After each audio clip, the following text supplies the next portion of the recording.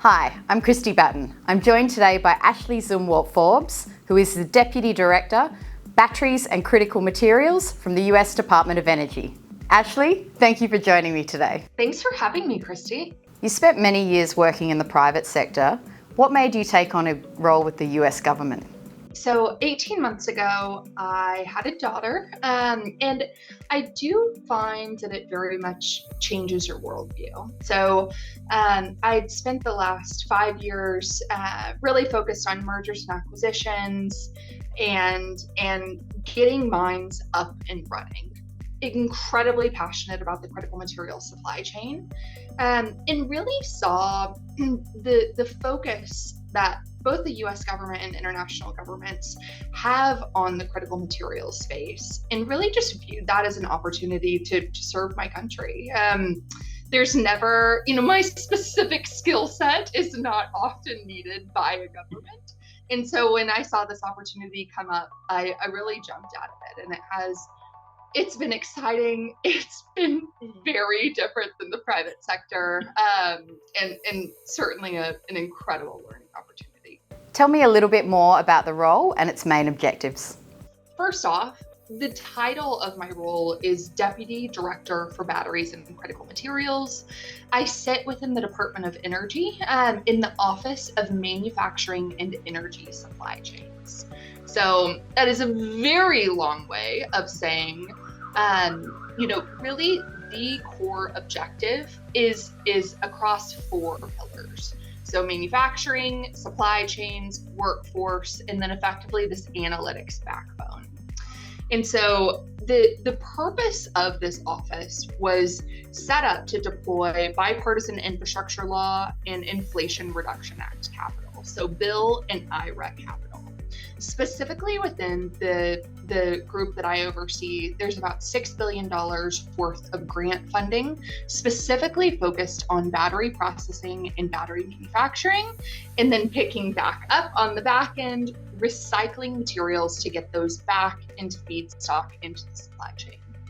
And so the vision is really to eliminate vulnerabilities in US clean energy supply chains, drive unparalleled social, economic, and environmental impact through our program and through our awards, and then ensure equipment and materials are available when needed, which, as we all know, during COVID, we very much were exposed to how weak our supply chains truly are and how much focus we need in those areas. So on manufacturing, look, this role is very much about bringing back Made in America and onshoring manufacturing opportunities. From a supply chain perspective, it's about de-risking supply chains needed for those critical energy systems.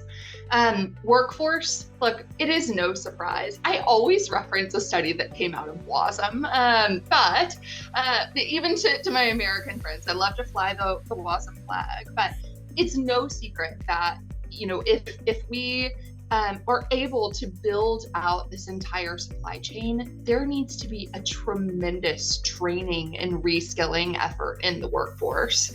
And there's an enormous MESC, so manufacturing and energy supply chain focus on workforce build out and what that could look like, how that can work, where the people come from, and how we get them trained. And then underlying the role, it's really an analytics backbone. And so what that means is, so we talked about the grants that sit within our department. And so the way funding works is it's the government. There's a very set process to follow, but there are funding opportunity announcements that have specific areas of interest that people can submit applications to each area. Where did those areas come from?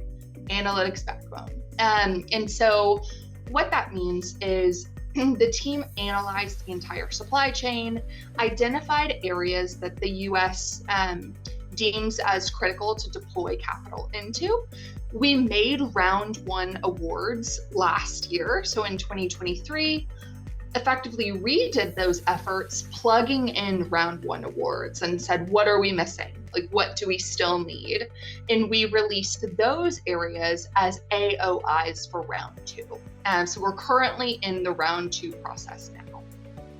How important is security of supply for Western countries like the US and Australia?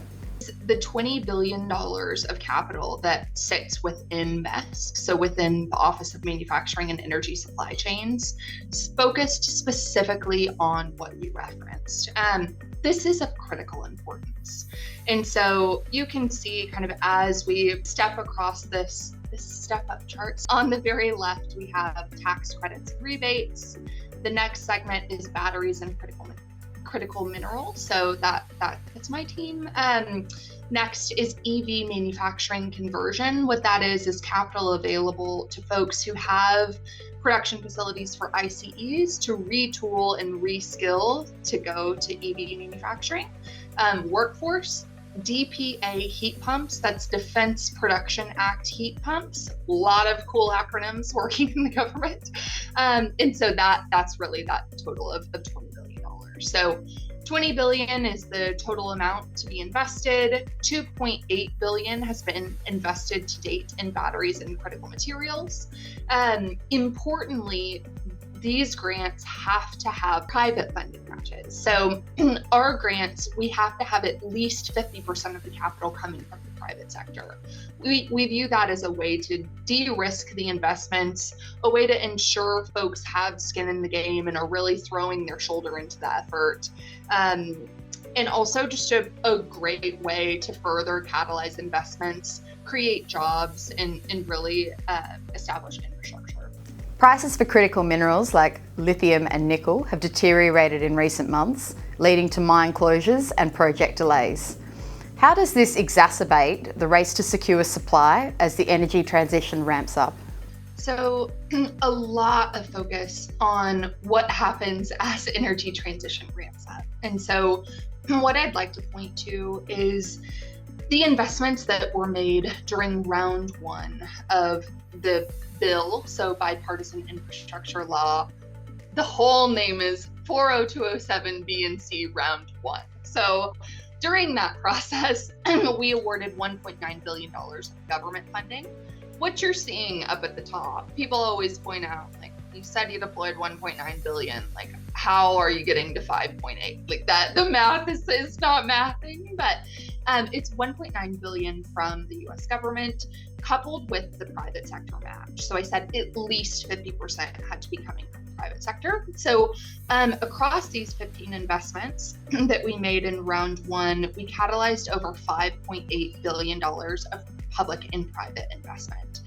So those are dollars in the ground. And so what you can see is this is really across the supply chain. It goes from cathode type investment. So you can see Albemarle with a new lithium processing plant, anode type investments, and you can see quite a range throughout that. You can see precursors, so lithium hexafluorophosphate, electrolyte salts, and then you can see also recycling as well as mineral processing opportunities. So we see opportunities across the entire supply chain, and absolutely just a tremendous amount of focus there. If you want to see where we're currently focused, it's in the round two funding opportunity. There are 8 different areas of interest. Ashley, thank you so much for your insight and time today. Thanks so much, Kristie.